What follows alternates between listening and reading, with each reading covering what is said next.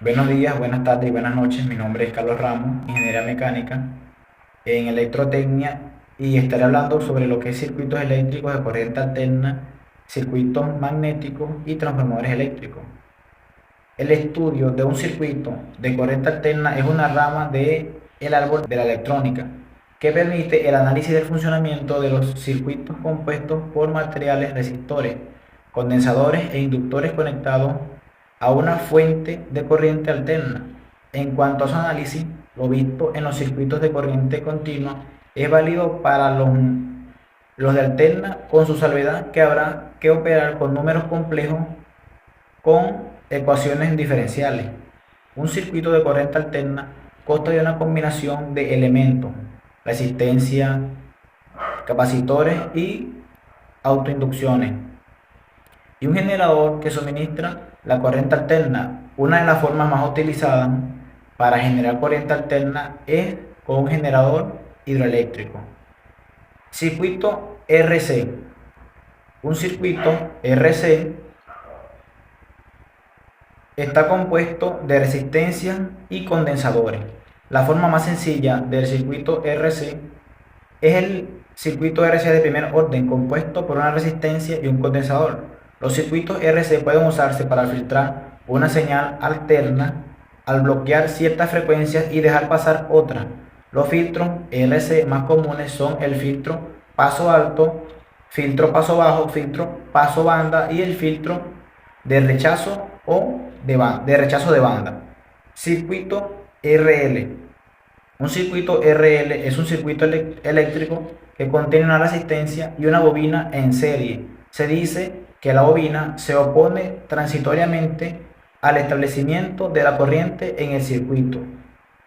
Circuito RLC.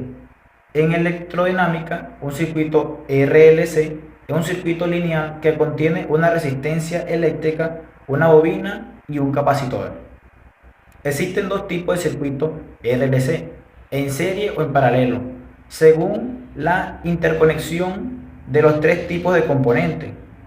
El comportamiento del circuito RLC se describe generalmente por una ecuación diferencial de segundo orden, de donde los circuitos RC o RL se comportan como circuitos de primer orden.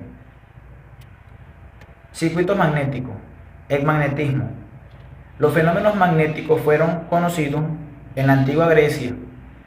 Se dice que por primera vez se observaron en la ciudad de Magnesia de Meandro, en el Asia Menor. De ahí el término magnetismo. Sabían que ciertas piedras atraían el hierro y que los trozos de hierro atraídos atraían a su vez otros. Estas se denominaron imanes naturales. El magnetismo es el conjunto de los fenómenos físicos mediados por campos magnéticos, que estos pueden ser generados por las corrientes eléctricas o por los momentos magnéticos de las partículas constituyentes de los materiales. Es parte de un fenómeno más general, el electromagnetismo. También denomina a la rama de la física que estudia dicho fenómeno. El níquel, el hierro, el cobalto y sus aleaciones se encuentran entre algunos de los materiales que presentan propiedades magnéticas que son fácilmente observables y comúnmente se llaman imanes. Estos materiales son ferromagnéticos e interactúan fuertemente con los campos magnéticos externos a la vez que generan un campo magnético propio. Esto permite la tan conocida repulsión y atracción entre los polos de los imanes. Sin embargo, todos los materiales son influidos de mayor a menor forma por la presencia de un campo magnético. Electroimanes. Un electroimán es un imán hecho de alambre eléctrico bobinado en torno a un material magnético como el hierro. Este tipo de imán es útil en los casos en que un imán debe estar encendido o apagado. Por ejemplo, las grandes y pesadas grúas para levantar chatarra de automóviles. Imanes temporales e imanes permanentes. Un imán permanente conserva su magnetismo sin un campo magnético exterior, mientras que un imán temporal solo es magnético siempre que esté situado a otro campo magnético.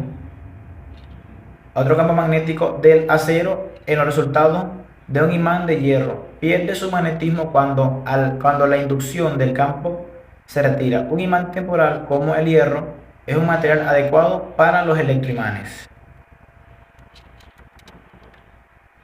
Transformadores eléctricos. Los transformadores son elementos clave en el desarrollo de la industria eléctrica. Gracias a ello se puede realizar de una manera práctica y económica el transporte de energía eléctrica a grandes distancias. Un transformador eléctrico es una máquina estática de corriente alterna que permite variar alguna función de la corriente como el voltaje o la intensidad, manteniendo la frecuencia y potencia, en el caso de un transformador ideal. Para lograrlo, transforma la electricidad que le llega al devanado de entrada en magnetismo para volver a transformarla en electricidad en las condiciones deseadas en el devanado secundario. Componente.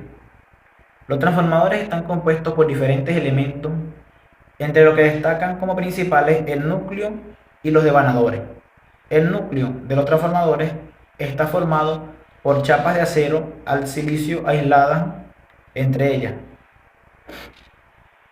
Están compuestos por dos partes principales: las columnas, que es la parte donde se montan los devanados, y las culatas, que es la parte donde se realiza la unión entre las dos columnas.